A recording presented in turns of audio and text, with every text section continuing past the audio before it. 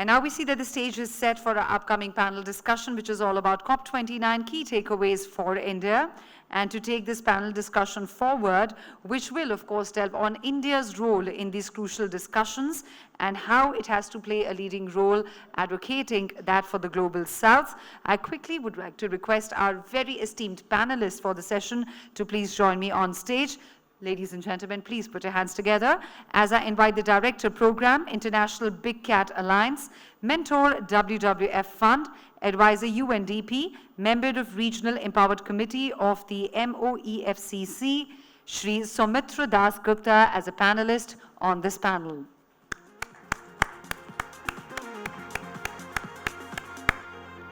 A very warm welcome to you. Please keep the applause going, as we're very glad to have amongst us the Head of Capital, British High Commission, Gaurav Kapoor, to be a part of this panel. Thank you, Mr. Kapoor. We're very glad to have amongst us Mahua Acharya, Founder, CEO of Intent, the next panelist on this session. And we're looking forward to this panel being moderated by partner at Trilegal, Meyyappan, Nagappan.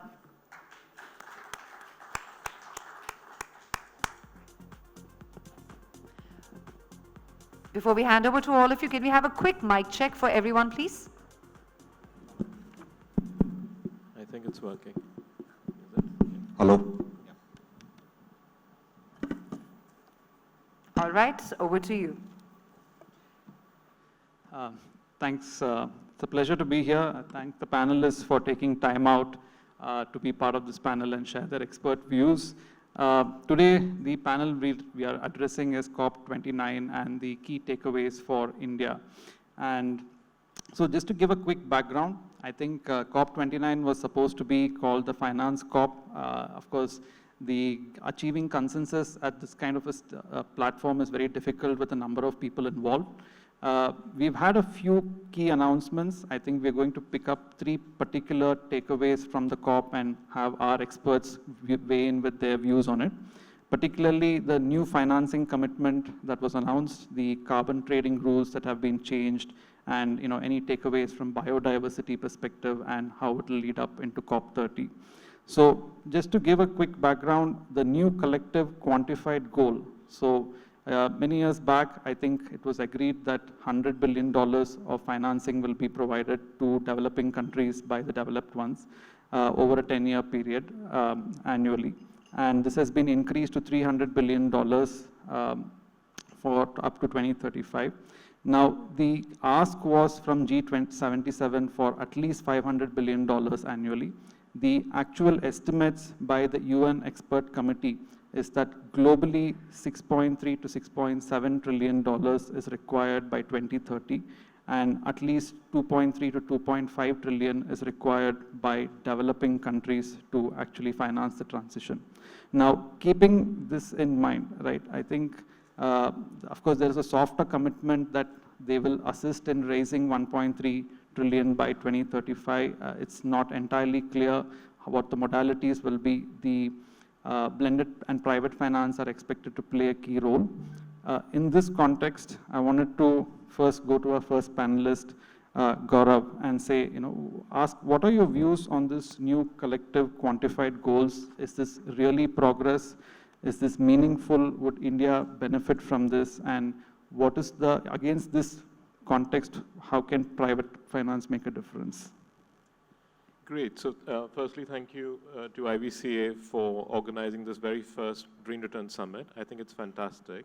And I think on your question, there has been a lot of readout that has come out since COP in terms of what that outcome is. And I think a lot of people have said various things. Some people have said, is it a collective failure? Is it a disaster? Is it, within the context of what it was, I think India has also sort of taken a view there.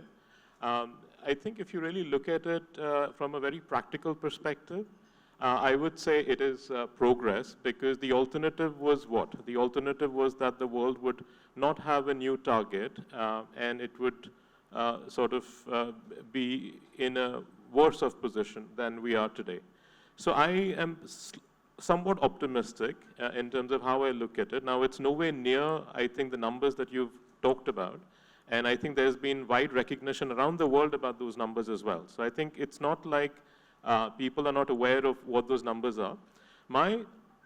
The way that I look at it is through a lot of silver linings as well. So you did ask about, what is in it for India and, how should India look at these numbers?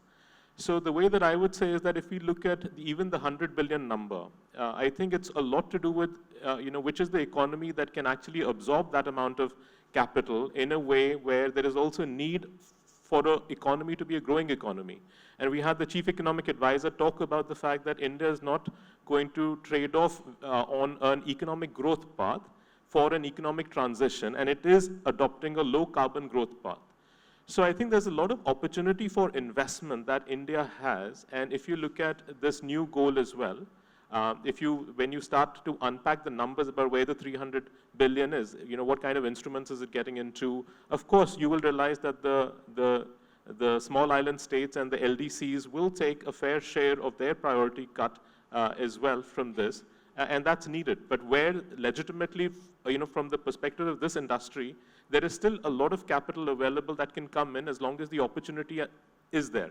So there's a lot to do with the platforms that we can set up, a lot to do with the projects and the pipeline of investments, both on technology, transformative sort of projects, innovation, disruption, and there were sectors which colleagues have mentioned, like agriculture, where there's a lot of great work because we have a lot of exposure in India through investments. We are a fund-of-fund investor, and we see a lot of brilliant opportunities there.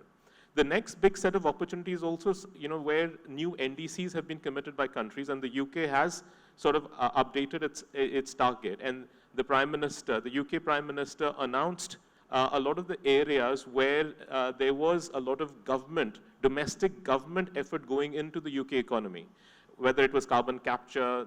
There are so many other. There's a new national sovereign fund that has been set up. So are there opportunities in those sectors as some of the developed economies are transitioning where India's private sector can play a part? I think that's the next big opportunity that one can think through, or in the supply chains. And I think the final one, which a lot of people talked about, was also about the fact that there is an operationalizing framework for the carbon mechanism. And it's a lot to do with definition of it that is going to come through. But that's, again, a clear opportunity for projects where a new revenue stream can be added. And I think that's quite helpful. So maybe I'll just pause now to summarize to say that, yes, it feels frustrating and disappointing to a wide segment, but it was progress because there were more than 200 countries and representatives who have agreed to a particular goal, and it could have been much better. That's always the case. But yet there is silver lining for us in India in terms of genuine progress, genuine good projects. They will meet the financing. All right, thanks, Gaurav. I think quickly, touching upon the other key item where progress was made is about the announcement of the carbon trading rules. So we've had over a decade of negotiations around this, and Article 6.2 and 6.4 of the Paris Agreement, respectively provided for both bilateral country trade of carbon credits and a UN-supervised carbon market for voluntary carbon credit trading. There were questions around some of the technical aspects, eligibility of certain removal activities, and the methodology through which the integrity of the projects can be verified. Coming to you, Mahua, so what is the view on, what does it mean for India? There are, concerns around double counting. Is this beneficial? We're seeing a lot of action on the ground with investments going into companies that generate or sell carbon credits. So what does it mean for all these stakeholders? Thank you. Firstly, thank you to IVCA for having me at this event, and congratulations also for doing this kind of event and putting this green investment, making it a priority. So thank you so much, and really congratulations. Meya, before I respond to this carbon credit question or carbon trading question, let me just want to make a few points on the COP. Had I gone to Baku, this would have been my 20th COP. So I come at it and I respond, and I did not go to Azerbaijan this time because there was a part of me, I've seen this process now for some time. And so I comment on whatever came out of there with some level of exhaustion. That CMA6, this $300 billion, it's an annual number, it's not a cumulative number, has language that I watched the negotiations that says it's the intent of all parties to count all this money from all kinds of sources. I mean, oversimplifying, but that's largely the paragraph if you look at CMA6. And if you watch the negotiations, you see where this is coming from. So I did some back of the envelope calculations just as I was coming here. What is this $300 billion number from all sources?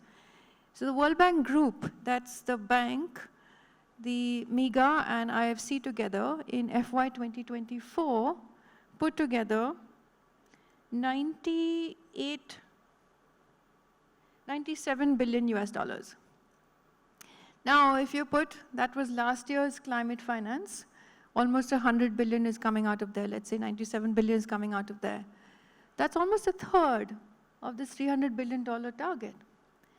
Now, we are also discussing, I know you were also asking, is this debt, is this grant? Most of the money coming out of the bank institutions is debt, which means it begs this question of credit. Like in the negotiations, there's this big discussion on who takes credit for doing that mitigation. Most of these are loans. That means money is paid back. Most of the loans are getting into the developing world. Money is paid back. That money is not coming for free. It's paid back with an interest rate on it. So, you know, there's a certain level of exhaustion with which I respond to these things coming out of the COP process.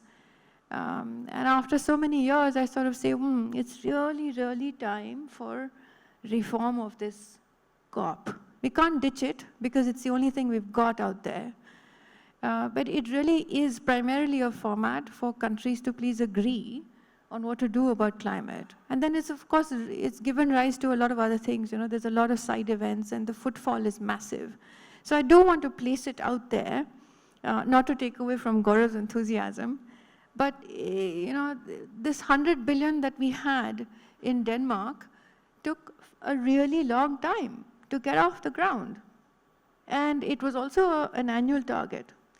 So now, the one other thing that took place at the COP, and it took place finally after 7 years of delay, 4 years of additional delay, was the rules around carbon markets. So 6.2, there's, you know, the Paris Agreement says, yes, you can meet your NDC targets through some trading, excellent. I do want to put it out there that it's excellent. It's about time these rules came out. 6.4 is the more substantial piece. I do want to put out there. India says that as far as 6.2 is concerned, some of our more expensive technologies, hydrogen and fuel cells and things like that, we can put into that 6.2 mechanism and sell off our emission reductions. You know, there's really not much progress going on there because we don't have so many projects. And we've not really operationalized it. We've been quite focused on our domestic trading scheme. 6.4 was important for us because we have over 100 million tons. I think depending on how you count it, there's at least 100 million tons that we have issued or ready to be issued or going to be issued but not yet pressed the button of credits that have been generated for the last X number of years, which the international community has told us for a long time that we don't want this to be qualified anymore because it's, you know, it's not considered additional to what you would normally have done. So there is some baggage out there. So the 6.4 was quite important for us because it allows us this international access to international liquidity. Now, that said, we also have a lot of homework to do back home. We have to operationalize our own scheme. We've got to set up our institutions. Most importantly, we have to set up a target. Without a demand, there's no market. So I'll stop at that we've just got a lot of work to do, and you know, happy to comment on technical stuff, but perhaps this is, I might lose the audience if I respond to double counting. Sure. I think just quickly to unpack, summarize the points Gaurav and Mahua have said. I think the key takeaway at this stage is that yes, there has been some progress because the 100 billion has at least they've pushed it to 300, which is a lot lesser than what is required. But as Mahua was pointing out, I think there are a lot of challenges in terms of historically, even in terms of accessing the $100 billion. When we start looking at how climate finance is, what counts as climate finance towards the 100 billion, there are issues because what kind of financing goes in. Like if you say it is funded through debt, and if you're taking interest back, so what is the net sort of financing that is being done for these projects? So there are a lot of layers to this as we start unpacking it. But nevertheless, I think, and on the carbon piece, I think this is progress delayed, but something that will be helpful going forward. Now, the other third point which we were planning to cover is on the biodiversity piece. And on that, the adoption of the Kunming-Montreal Global Biodiversity Framework at the Conference of Parties to the Convention on Biological Diversity in December 2022. We have not seen much progress on the efforts to safeguard and sustainably use biodiversity. So I wanted to come to Soumitra and ask, why is this important in terms of how do the COP29's outcome play in this regard, and how does it relate to the work he does at the ICBA? Thank you, Mayam, and thank you, audience. This, I think, is an opportunity for me to be with you all and share my thoughts.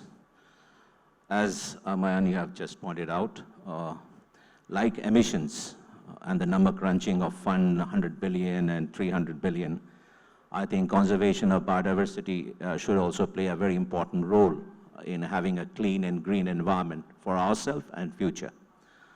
Yes, Kunming-Montreal Protocol laid down certain documents, and there were some targets and some goals, I think 23 targets to be more precise, and 4 goals. And they have been laid out to be achieved by 2030 and 2050. And the underlying statement was to have a factor which is known as living in harmony with the nature. But everything is related or connected with, financial investment and help. For all kinds of agenda that you come up with, you need the financial support. Unfortunately, if you go by the records, you will see the global scenario for biodiversity conservation.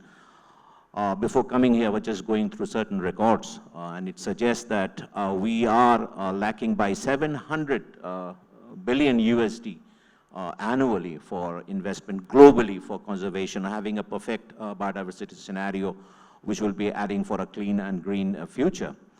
And similarly, in this Kunming protocol also, there is a global biodiversity framework that they have come up with, and they have phased it out for 2030 and 2050. Obviously, there is one catch, and one which is very important thing that they have laid out this time is a commitment for an investment of 200 million USD over a period till 2030 for achieving certain targets that I've just spoken about. And I would say that India has been a front runner in this context, and with the initiative of our Honorable Prime Minister and the good track record that we had in conservation for the last, say, 30, 40 years, a very important intergovernmental body has been constituted, which will play a pivotal role in conservation of biodiversity, not only in India and Asia, but globally. What we call as International Big Cat Alliance, and I represent the International Big Cat Alliance, which is quite similar to what the name you have, IVCA. The purpose of this conservation group or intergovernmental body is to have a platform of like-minded countries, like-minded people, organizations, institutions to come together for conservation of big cats and its habitat.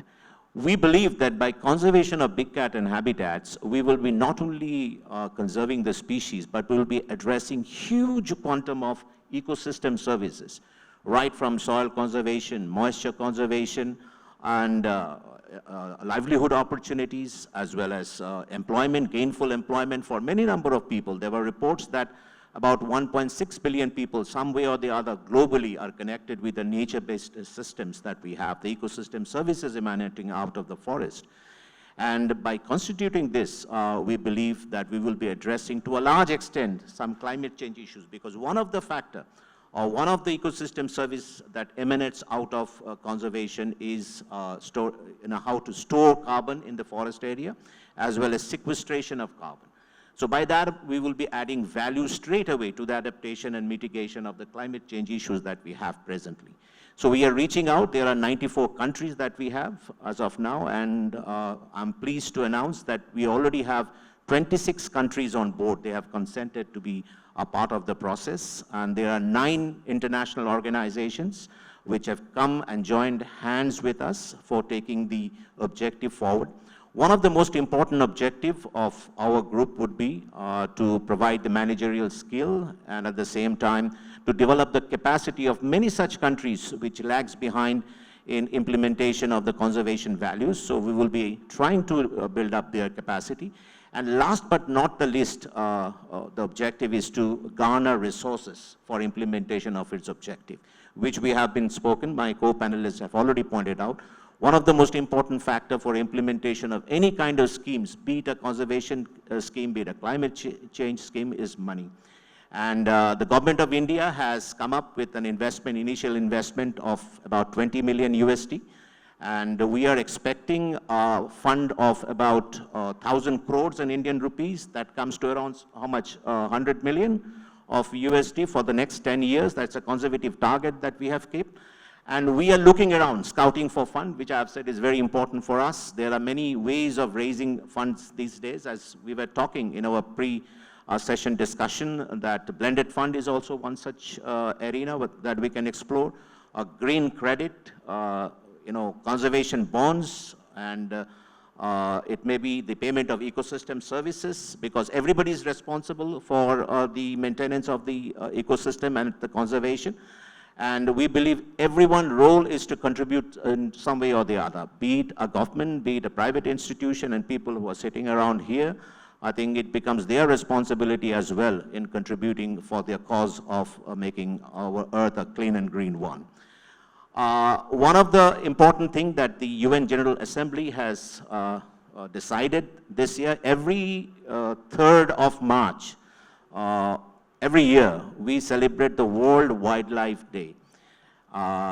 This 2025, the upcoming 3rd of March, is also the 50th anniversary of another convention, a UN convention, Convention of International Trade in Endangered Species, CITES, which is also a very important convention which comprises of more than 190 countries. They have decided to celebrate this year's World Wildlife Day as an innovative finance day for wildlife. They are absolutely sure that the way things are going and way the planetary boundaries are being breached and way the species are being lost, it's high time that we have to address all these problems, and for that we need fund. Innovative way, of course, in whichever way, we need funding, appropriate funding for, as I've said, for a cleaner and greener world. So I would be concluding here right now, but I'm open to further query and questions from Meyyappan. Thank you. All right, thanks, Soumitra. I think from the biodiversity perspective, the key takeaways are also just looking at the previous COPs. Announcements were made. Soumitra highlighted the need for financing, as with other climate finance projects. The financing requirement is large. The impact of the work that is being done, right, will also help from a climate resilience perspective and make a safer environment for investments going forward. Now, coming back to Gaurav, I think just one of the key questions that is there, right, I think we've taken stock. We know that there is a large financing requirement. There's not much that's been announced at the COP29. And as has been highlighted by previous speakers, much of the work that is being done is through domestic resources currently, and we're not really looking much towards, at least financing through COP mechanisms as the way forward. Now, private finance has a big role to play, and I think the question to you is, what are the challenges that that we need to unlock to get the private capital in the country?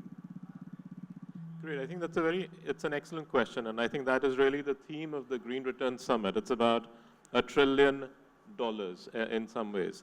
And I think that's really important because a lot of the money, and you've seen a result of the COP conversations, has been that public bodies or even the developed countries as such from their public state exchequers do not have that much of finances available. Therefore, it falls to the private sector, private enterprises, institutional managers who have that money. And when the UK held the COP26, there was this alliance which was called the Glasgow Financial Alliance for Net Zero. That had 130 trillion worth of assets under their management that who had pledged to provide capital. But the thing to look at is also that these institutional managers they have a fiduciary duty to making sure that the returns are there. And that's really the important part of why this event is so apt, because it is talking about green and returns. And I think the focus on returns is something the private sector will look at. And we need to be better in, I think the constraint is that we don't have enough platforms which are able to absorb tens of billions of money into the country over the next 10 years. And I think there is a very nice conversation at the evening, which is talking about how that could be done potentially. And IVCA is at the forefront of leading that in terms of trying to come up with vehicles or ways in which large volume money can come into India. So one is that availability of platforms. The second is, even when you look at a lot of the government platforms, DFIs in India, and I think Mahua did talk about the World Bank and others, I think we really must go towards how do we get money from institutional investors overseas? What is the financial structuring that is needed? How do we segment the money? Because even financial investors overseas, there are different kinds of investors. They look at liquid markets, they look at government securities, they look at bonds, credits, they look at equity, venture capital, different kinds of return expectation. And I think it's about, within the ecosystem here, trying to figure out how do we come up with products? And is our banking system or our institution, banking and financial institution, do we have the right products to be able to feed the new economy that is going to be started? I think we had Anita who mentioned that 50% of the buildings are yet to be created. There is new material. But how is that getting financed at the scale that is needed? Because if we are not fast enough with some of our research, development, innovation, then the old material is going to get used to feed the new architecture as well. So I think it's a lot for all of us in the room to think about, but I would just conclude by saying that there is a lot of finance which is available still behind good ideas. One has to think about, when we are talking about private sector and institutional money, it is about the risk return that we expect that they will need to have, and is our product offering well enough? And then there's the role of all the intermediaries, banking systems, platform players, at the right credit structure and credit layering. Can we try and be innovative in how we are using this, maybe the limited amount of DFI money or public money, to maybe get that multiplier, financing multiplier in the most effective way? And I think that throws the innovation question back to the audience and the room in some ways. Thanks.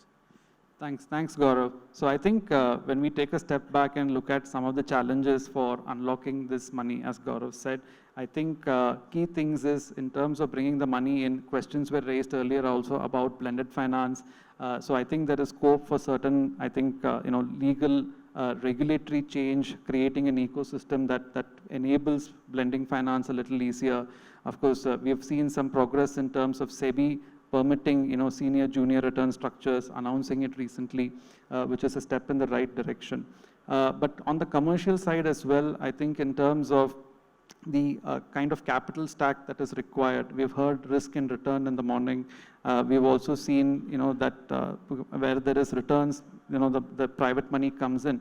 But what happens, and we've talked about moral responsibility this morning in terms of private finance stepping in and looking at seriously at what needs to be done beyond what the superficial, the impact is of these things. So I think from that perspective, couple of updates from the domestic perspective is that RBI, regulators, IFSC, who will also be speaking later today, have been gearing up in a big way, and the number of policy consultation papers that have been issued in terms of what to track, how to track scope 1, scope 2, scope 3 emissions. So when I take a step back and look at the regime that we are creating, there is a sense maybe there is some market failure, and that therefore regulators are stepping in and they're trying to see what needs to be done.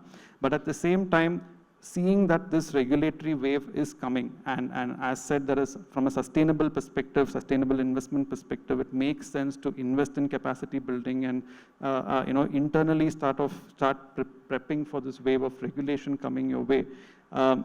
So this is what I see. Just over to Mahua to say any comments and sort of takeaways on that. So I agree, of course, with what you're saying, and of course I agree with Gaurav. I mean, this is something we've been talking about for a long time. Just last year, there was something called a transition fund that was celebrated at the COP, in fact. And there was this large group of people that said, we've got $30 billion and we're going to invest it in transition kind of stuff, energy transition. And this year, there was an announcement some weeks ago at Bloomberg that they failed to deploy capital. Now, the money people will say, I got lots of money, it's all in the bags, and don't have the projects. The projects people are always saying, I don't have the money, I can't find the money. That's been going on for some years. But I do want to say, let's just keep the COP stuff aside. We have two pockets. One is for climate diplomacy, and the rest is our own growth. So if we just focus on our domestic growth and the domestic capital in our domestic markets, we need, in addition to everything that Gaurav and you were saying, we just need, I think, in so many sectors, differentiated instruments. There's so many different instruments. I mean, we can't fix everything in one shot. And plain old equity doesn't fix everything, and plain old debt doesn't fix everything. And there's a lot of other innovation that the financial world is completely capable of. It got them in trouble also some time ago. But, I mean, there is a lot of creativity that is possible in the financial world. And so much of India is not built. Of course, our buildings are not built. Our roads are not built. We made some buses last year, and we still talk about the same buses. We have so much to do. We're working on batteries. We're working on all kinds of structuring for batteries. Our regulations are perhaps one, I mean, we criticize ourselves a lot in domestic fora. Our regulations are perhaps one of the most advanced, one of the most highest levels of leadership. We're talking about all kinds of structures with battery storage because our grids are not capable anymore of accepting data and power, and they don't like it. So we've got a lot going on domestically on our energy transition. There are 4 or 5 major sectors to work on. And yes, guilty also, because we tend to not look at agriculture. We tend to not look at, there was a question on ag in the morning. We tend to not look at nature-based stuff that preserves our agricultural productivity, which is really still very much the mainstay of this country. But we've got so many sectors, and each of these sectors needs a slightly differentiated instrument. Each of these instruments is not niche, by the way. I mean, each is one massive mega instrument that opens up another major mega investments that come in.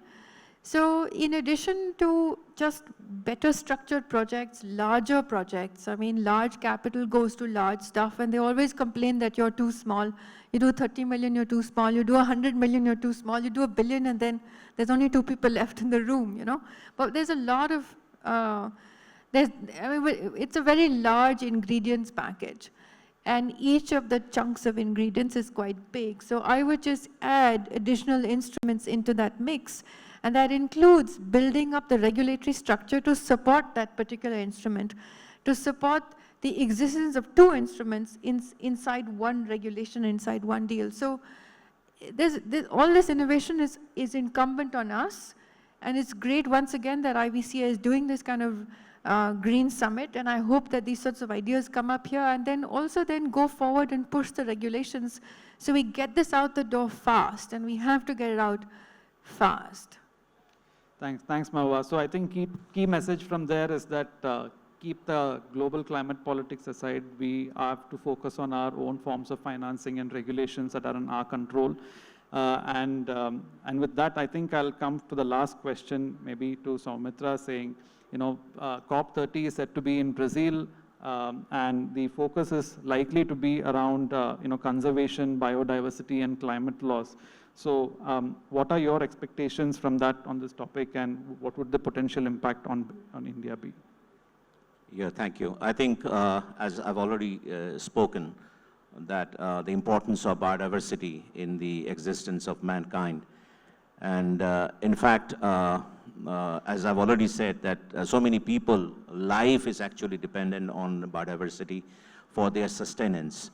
And in fact, I'm just giving an example, during my service life, I had the opportunity of serving as a field director in one of the most rich biodiverse area called Sundarbans. And I have seen how things are changing thick and fast due to this climate change and global warming issues. The water is getting warm. The phytoplanktons, the zooplanktons are being destroyed. The salinity of water has increased. Even islands are now being breached. So it's a terrible situation, and the climate predictions have also gone totally erratic. These I have seen and realized in my service life of 30 years. So the situation is really grave, and we need to address, because so many people's livelihood are directly or indirectly associated with the biodiversity conservation. And we know that for any activity, we need funds, and in whichever way is possible. The innovative way of investment in biodiversity is also perhaps the order of the day. Government will be having its own limitations in funding in totality about the objective that have been set out, especially like International Big Cat Alliance. We need support from private sector as well as from the institutional investors for taking forward the objective. And we have high hopes from Brazil, because I'm told that it's going to be held in an area which is very close to Amazon. And the contribution of the local communities, which India is also master of for conservation of forest and wildlife, must be highlighted. The importance of biodiversity should be highlighted. And we believe that one of the species that we address, jaguar, is also found in Brazil, will be addressed fully. So we obviously have high hopes, and we are believing that there are records in wildlife conservation that if you invest 1 rupee in a wildlife area, knowingly or unknowingly, the research say that you get 7,500 rupees in return. So you may not understand, but the outcome is huge, and our existence is totally dependent on this. And that's where I would like to conclude with an expectation that we are holding very high hopes for biodiversity conservation in the next COP30 in Brazil. Thank you. Thanks, Soumitra. So I think just to add to what Soumitra said, RBI has been flagging climate change and risks because of climate change as a macroeconomic risk potentially. And there has been sort of regulations that are coming, proposed regulations where banks also have to start tracking this, which means companies that access financing will have to do this. So I think the one key takeaway is that, both from the financing perspective, if any of these funds are unlocked for specific purposes or where there is regulatory change that is upcoming, I think it's going to become key for companies to have the kind of capacity building to look at tracking these outcomes and metrics and report them. So with that, I thank all the panelists for their time and for their views, and we'll close the panel.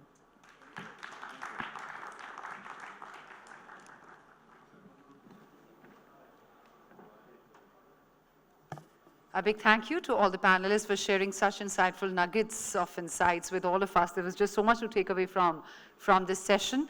I request you to please stay back as I invite Akhilesh Tilothia, Co-Chair IVCA Climate and Sustainability Council and co-founder of Thorough, to present our panelists with small tokens of appreciation, which are tree plantation certificates that we are giving away in collaboration with Grow Billion Trees for the next 2 days.